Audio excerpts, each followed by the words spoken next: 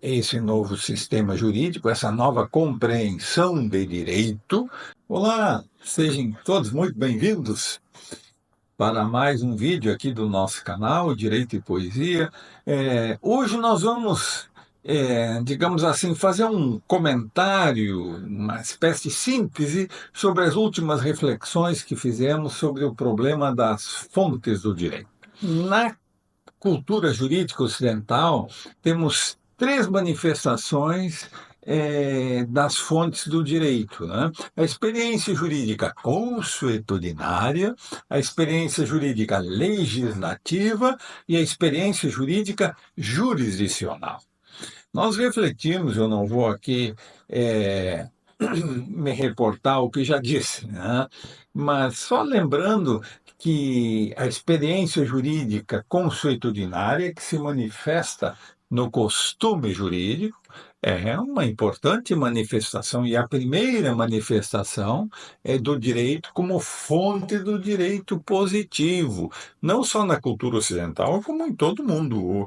O costume jurídico é a base, a primeira manifestação do direito, enquanto direito positivo, isto é, enquanto direito vigente. Então, o costume ele é a expressão, né, dos valores morais de um determinado povo. Tanto é que, para os romanos, melhor dizendo, traduziram costume por mores, ou melhor, traduziram moral por mores, que quer dizer costume, né? Então, o costume representa normativamente o caudal para o qual converge os valores morais de um determinado povo, de uma determinada cultura. Muito bem. Mas o costume, como vimos, ele pressupõe uma sociedade homogênea e uma sociedade tradicional, ou seja, o costume não muda, né? Ele se prolonga no tempo, porque se os valores que ele representa forem questionados, o costume ele deixa de existir. Nas nossas sociedades contemporâneas, que são complexas e plurais, cujos valores continuamente estão mudando, o costume, digamos assim, não tem mais espaço. E no mundo que a gente vive, no mundo contemporâneo, a experiência jurídica não é mais consuetudinária, e sim a experiência jurídica legislativa e a experiência jurídica jurisdicional dividem entre si, digamos assim, o universo da juridicidade. Lembrando que o costume, a tradição consuetudinária, no contexto da tradição consuetudinária, podemos dizer, não havia liberdade. A pessoa nascia, é, era educada de acordo com os valores do costume, e transgredir os valores do costume significava cometer crime, né? Então, ao longo da trajetória histórica de uma ordem consuetudinária, não havia liberdade. A liberdade, como orientação da vida, ela vai surgir com a ruptura moderna iluminista. O iluminismo rompe com a tradição consuetudinária, por quê? Justamente porque não havia liberdade. Então, o pensamento moderno iluminista, fundamentado num racionalismo crítico, ele rompe com toda a tradição que o precedeu. E o direito deixa de ser visto nos valores do costume e passa a ser visto como expressão da liberdade na lei, né? Então é aqui que surge a lei como fonte do direito, né? E isso o iluminismo propiciou a ruptura revolucionária da Revolução Francesa. E o que o pensamento crítico do iluminismo, como ele via a liberdade? A liberdade, como já mostrava com muita clareza Kant, o mais eminente dos pensadores iluministas, a liberdade é a visão de mundo do indivíduo, né? Aqui emerge, então, a figura do indivíduo, do sujeito. Então, a moralidade é fruto daquilo que pensava Kant, e o pensamento iluminista crítico, de um modo geral, compartilhava, que eu só sou livre se eu posso me autodeterminar por aquilo que eu, indivíduo, penso. Então, o fundamento da moralidade passa a ser a subjetividade individual, a subjetividade, aquilo que o sujeito pensa, aquilo que cada um pensa. Mas aí nós temos um problema. Se cada um vai agir na vida social de acordo com aquilo que pensa, de acordo com suas inclinações pessoais, a vida social se inviabiliza, né? Razão pela qual há que ter uma ordem, mas uma ordem que não nega a liberdade. Essa nova ordem, então, será a sociedade democrática, o mundo burguês capitalista, em que a lei é a expressão da liberdade. Mas como é que a lei pode ser a expressão da liberdade? Aí vai nos dizer Rousseau, vai nos dizer Montesquieu, vai nos dizer John Locke, também vai nos dizer Kant, né? A lei como expressão do Estado democrático de direito. E essa lei, como expressão do Estado democrático de direito, é feita pelo Poder Legislativo, né? No Estado Constitucional de Direito. Vejam, então a fonte do direito muda.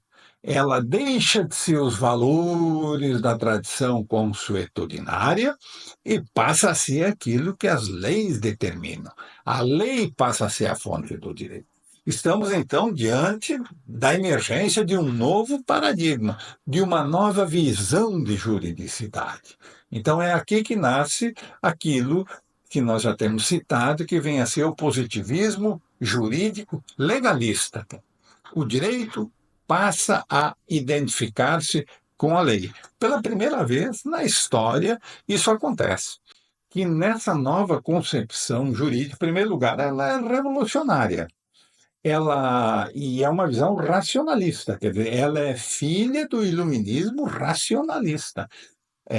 Então, é a pretensão de organizar. Vejam, a visão consuetudinária, que via a fonte do direito no costume e nos valores que o costume, ao longo do tempo, edificara, essa visão jurídica, no fundo, era irracional, porque ninguém sabia como se fez esse costume. Ele foi se fazendo e se perdia na noite dos tempos, né?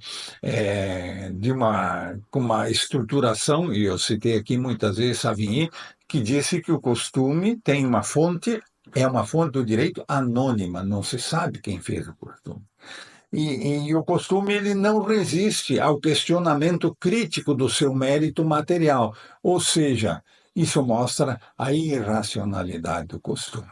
A lei, pelo contrário, como expressão de uma visão de mundo moderno e iluminista, a lei é a expectativa de organizar a sociedade racionalmente. Então, vejam, a lei cria o direito ex novo, quer dizer, ela faz o direito novo, e a sua orientação é racional. E ela se manifesta num texto. É um texto escrito, né? E esse texto escrito é estruturado num sistema jurídico. O exemplo mais clássico que temos e mais claro é o código. Né? Então, a partir do início do século XIX, quando passa a vigorar essa nova visão de direito, o direito passa a ser visto como lei, mas lei subespécie códices, né? A lei escrita nos códigos que são racionais, sistemáticos, lógicos e formais. Portanto, é um novo paradigma, é uma nova visão jurídica. E o que essa nova visão jurídica acaba instituindo uma visão de direito que acaba sendo uma visão política, né? Então, o direito que era, na visão de mundo consuetudinário, expressão axiológica dos valores que um povo erigira ao longo do seu percurso histórico, aqui passa a ser aquilo que o poder legislativo do Estado determina.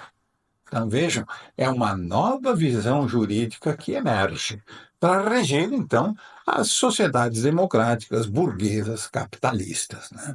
Então, o positivismo legalista vai ter a missão de ser o organizador normativo dessa nova ordem, que há que se dizer, fundamentada na liberdade.